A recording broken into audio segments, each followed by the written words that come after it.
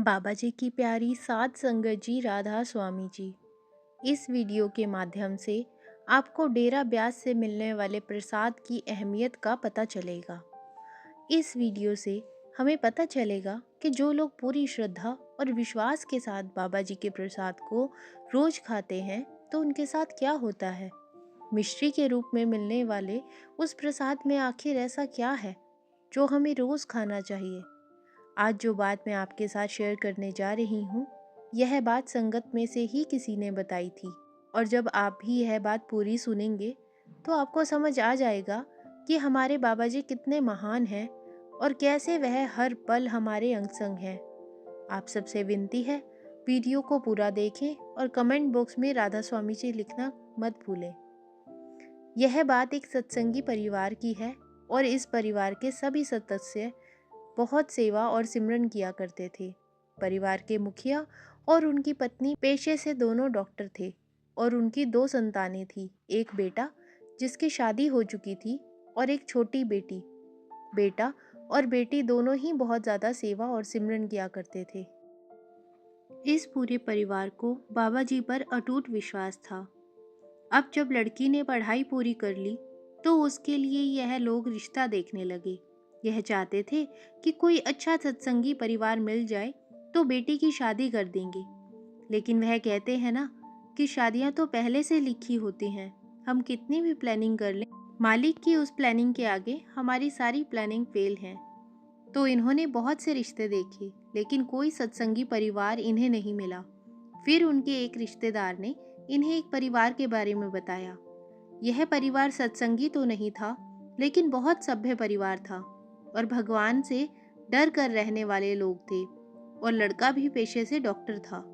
तो इन्होंने रिश्ते की बात चलाई और दोनों परिवारों ने एक दूसरे से मिलकर रिश्ता पक्का कर दिया। अब लड़की को डर था कि वह लोग सत्संगी नहीं हैं, कहीं वह मुझे सत्संग और सेवा पर जाने से मना न कर दें। फिर लड़की ने मन ही मन बाबा जी से अरदास की कि बाबा जी, भले ही वह सत्संगी नहीं है लेकिन आप उन्हें अपनी ओर ज़रूर लगा देना, जिससे कि वह मुझे सेवा और सत्संग पर जाने से न रोकें।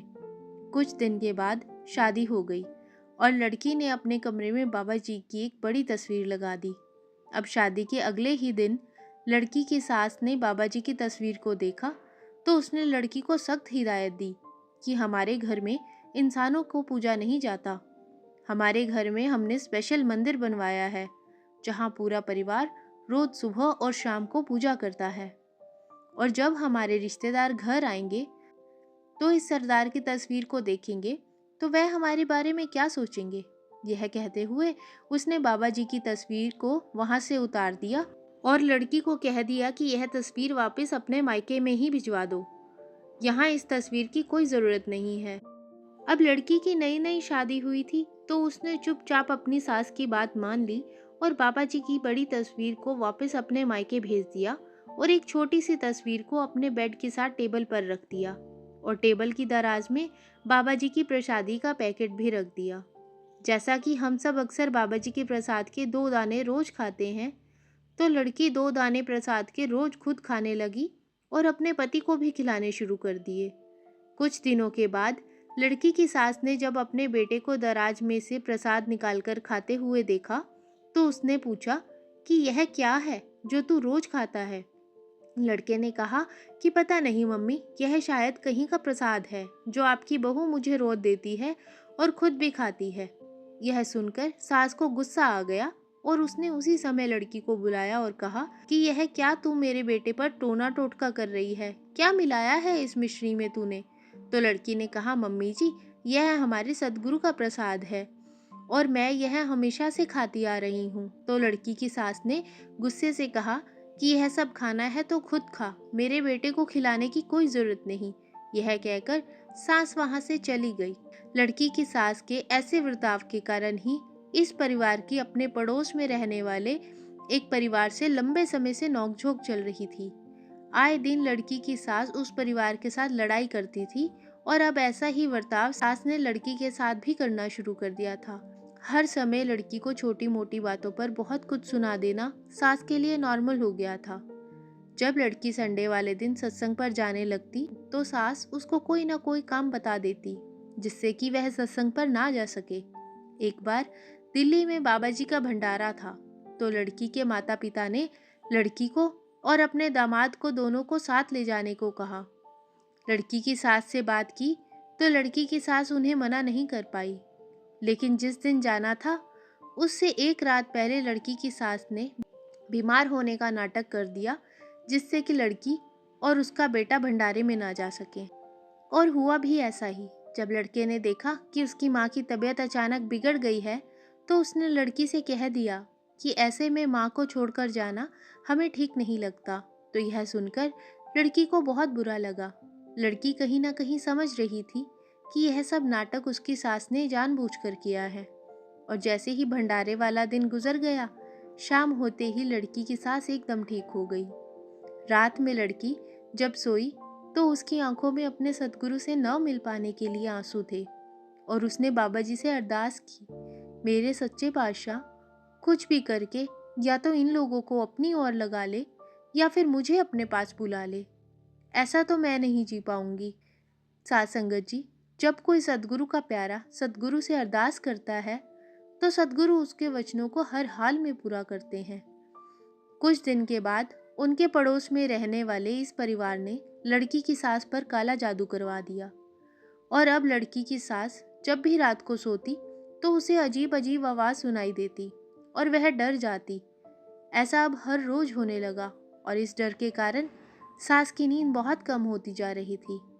यह आवाज़ इसकी सास के अलावा घर में किसी और सदस्य को नहीं आती थी। अब ऐसे माहौल में तो किसी का भी दिमाग खराब होने लगेगा। तो धीरे धीरे इसकी सास की यह हालत बिगड़ती गई और यह दिक्कत और ज़्यादा बढ़ती गई और अब इसको आवाज़ों के साथ साथ कमरे में एक दिया भी हवा में उड़ता हुआ दिखाई देने लगा, जिससे यह और ज़्यादा डरने लगी और पूरी पूरी रात बैठकर गुजारने लगी और नींद की गोलियां खाने लगी। अब इसकी हालत बहुत ज़्यादा खराब होने लगी।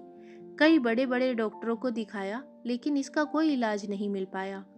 डॉक्टर भी कुछ समझ पाने में असमर्थ रहे। आखिर इसको बीमारी क्या है? कोई मानसिक तनाव कह देता तो कोई कहता कि इन्हें बड़े हाई लेवल का डिप्रेशन हो गया है। दवाइयों का असर कुछ खास नहीं हो रहा था। यह सब देखकर लड़की का पति बहुत घबराने लगा और उसको अपनी माँ की चिंता सताने लगी। जब घर में इतना बुरा हाल हो गया, फिर एक दिन डरते हुए लड़की ने अपने पति और सास से पूछा कि अगर मैं आपको कुछ करने के लिए बोलूं तो क्या आप कुछ दिन के लिए वह काम कर सकते हो? तो सास ने कहा, जब सारी दुनिया के डॉक्टर मुझे ठीक नहीं कर पाए तो तू क्या कर लेगी? लड़की ने कहा कि मुझे पूरा विश्वास है, अगर आप मेरी बात मानेंगे तो आप कुछ ही दिनों में ठीक हो जाएंगी। तो सास ने कहा कि ठीक है, मैं तेरी बात मान लूंगी। तो लड़की ने कहा कि आपको मेरे साथ हमारे सत्संग घर चलना होगा और वहाँ चलकर हर रोज़ थोड़ी बहुत सेवा करनी होगी और प्रसाद के 2 दाने हर रोज़ खाने होंगे। आप यकीन मानिए, आप कुछ ही दिनों में एकदम ठीक हो जाएंगी, लेकिन आपको यह सब निष्काम भाव से और पूरे विश्वास के साथ करना होगा। मन में ज़रा भी संदेह नहीं रखना। तो लड़की का पति भी अपनी माँ को समझाने लगा कि जब इतना कुछ करके देख लिया है तो यह भी करके देख लो। तो लड़की की सास मान गई और लड़की के साथ सत्संग घर जाने लगी और वहाँ जाकर कभी पौधों में पानी देना तो कभी सफाई करने की सेवा करने लगी। सेवा करके सास को खुद ही अपने अंदर एक बदलाव सा दिखाई देने लगा और अब जो उसको घर में आवाज़ आती थी वह सब आनी भी बंद हो गई। अब उसको ना तो नींद की गोलियां लेने की ज़रूरत पड़ती और ना ही बैठकर रात गुजारने की। उसने खुद ही अपने अंदर काफ़ी सारे बदलाव देखे और अब सास पर सेवा का नशा ऐसा चढ़ गया कि एक दिन लड़की की तबीयत थोड़ी खराब थी तो सास अकेली ही सत्संग घर जाकर सेवा करने लगी।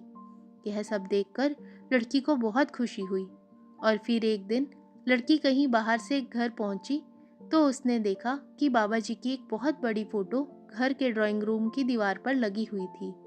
यह देखकर लड़की बहुत खुश हुई और पीछे से उसकी सास कहने लगी कि तेरे सद्गुरु वाकई में बहुत ताकतवर हैं और यह फोटो अब हमेशा यहीं लगी रहेगी। और अब यह सब लोग भी सत्संग पर जाने लगे और बाबा जी के भंडारे में भी हमेशा जाते। साथ संगत जी, जब मालिक ने किसी को अपनी ओर लगाना होता है तो कोई ना कोई जरिया जरूर बनता है।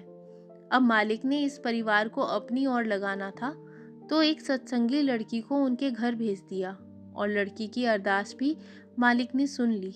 साथ संगत जी, अगर साखी अच्छी लगी हो तो कमेंट बॉक्स में राधा स्वामी जी जरूर लिखें और वीडियो को लाइक, शेयर और सब्सक्राइब करना मत भूलें। राधा स्वामी जी।